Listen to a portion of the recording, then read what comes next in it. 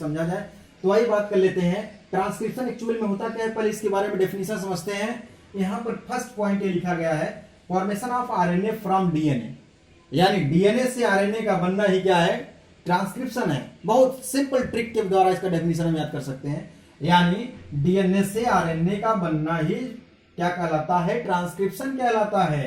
अब यहाँ पर बात कर लेते हैं कि ट्रांसक्रिप्शन जो है, ध्यान से समझना, जो डीएनए वो डबल स्ट्रैंडेड होता है। डीएनए क्या है, ये डबल स्ट्रैंडेड होता है और इस पर सिंगल स्ट्रैंडेड आरएनए का फॉर्मेशन होता है, यानी this is the DNA and the formed mRNA 5:3 direction. तो ये आपका एमआरएनए बनता है।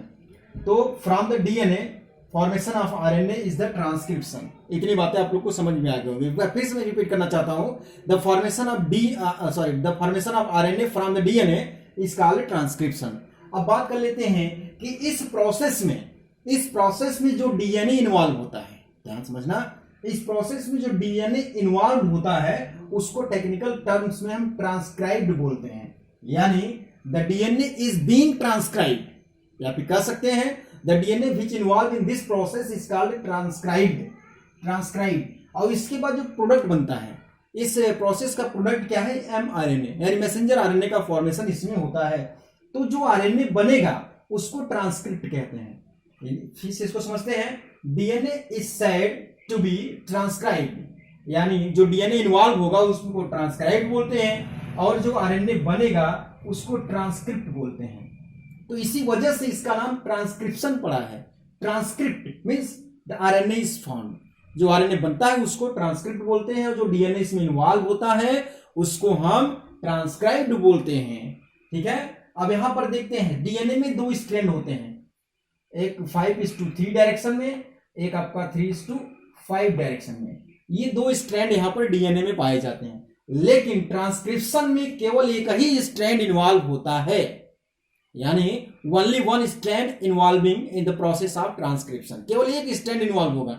लेकिन इसकी पहले रेप्लिकेशन में हमने देखा था, रेप्लिकेशन में क्या होता है, दोनों स्ट्रैंड पे डीएनए का रेप्लिकेशन बनता है। रेप्लिकेशन क्या है, formation of DNA from DNA is the replication. वहां पे दूसरी चीजें थी, वहां पे दोनों स्ट्रैंड आपके इन्वॉल्व हुए थे, लेकिन ट्रांसक्रिप्शन में केवल एक ही स्ट्रैंड इन्वॉल्व होगा। लिखा गया है ओनली वन स्ट्रैंड इन्वॉल्व, और जो स्ट्रैंड इन्वॉल्व होगा उसको हम टेम्पलेट स्ट्रैंड बोलते हैं, और जो दूसरा स्ट्रैंड होगा उसको छोड़ेंगे नहीं, उसका भी नाम यहां पर रखा गया है, उसका नाम है कोडिंग स्ट्रैंड। यानी the DNA involve, the strand of DNA involve in this process is called template strand, उसको टेम्पलेट स्ट्रैंड कहा जाता है। और दूसरा स्ट्रैंड जो बचता है उसको हम कोडिंग स्ट्रैंड बोलते हैं। अगर हम बात करते हैं डीएनए के दो स्ट्रैंड्स यहां लिखे हुए हैं, जैसे ये एक फर्स्ट स्ट्रैंड ये है और सेकेंड स्ट्रैंड ये है, तो जिस स्ट्रैंड पर ट्रांसक्रिप्शन होता है, जिस स्ट्रैंड पर ट्रांसक्रिप्शन होता है उस स्ट्रैंड को टेम्पलेट स्ट्रैंड कहा जाता है।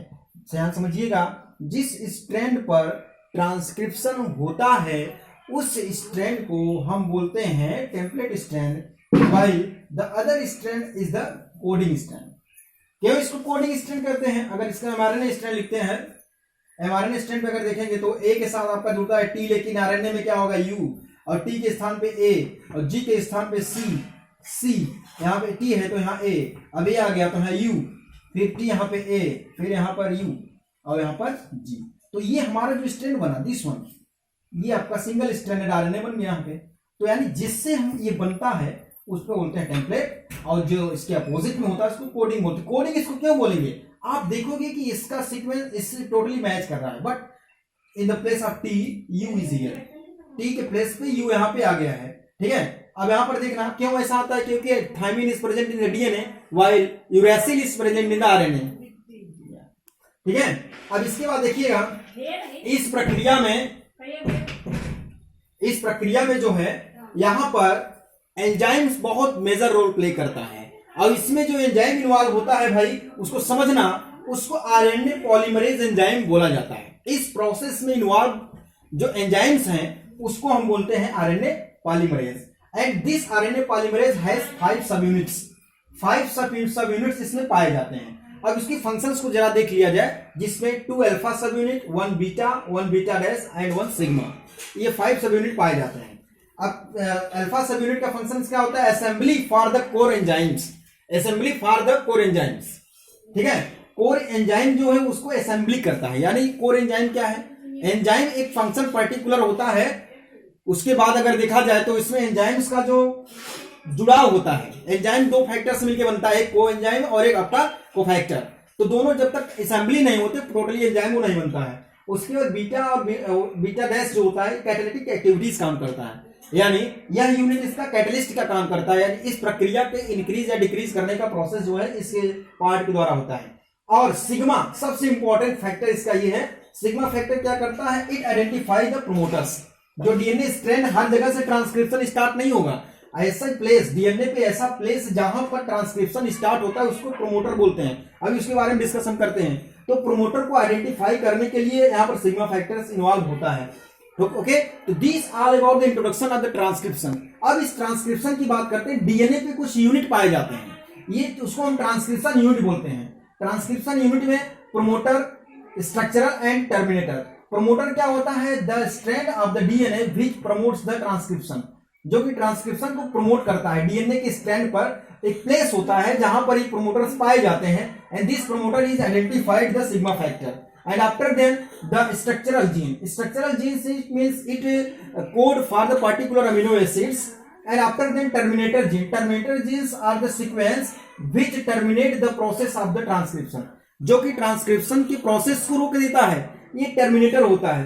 तो यहाँ पर मैंने इस वीडियो में आपको इंट्रोडक्शन बताया है ट्रांसक्रिप्शन का, कैसे इंट्रोडक्शन होता है, ट्रांसक्रिप्शन है क्या, ट्रांसक्रिप्शन कहाँ होता है, पहले इसके बारे में जान लेते हैं। Transcription is occurring in the nucleus. Nucleus के अंदर ट्रांसक्रिप्शन होता है। ट्रांसक्रिप्शन होने के बाद आरएनए जो बनता है वो आपका साइटोप्लाज्म में आता है, और साइटोप्लाज्म में आपका ट्रांसलेशन होगा।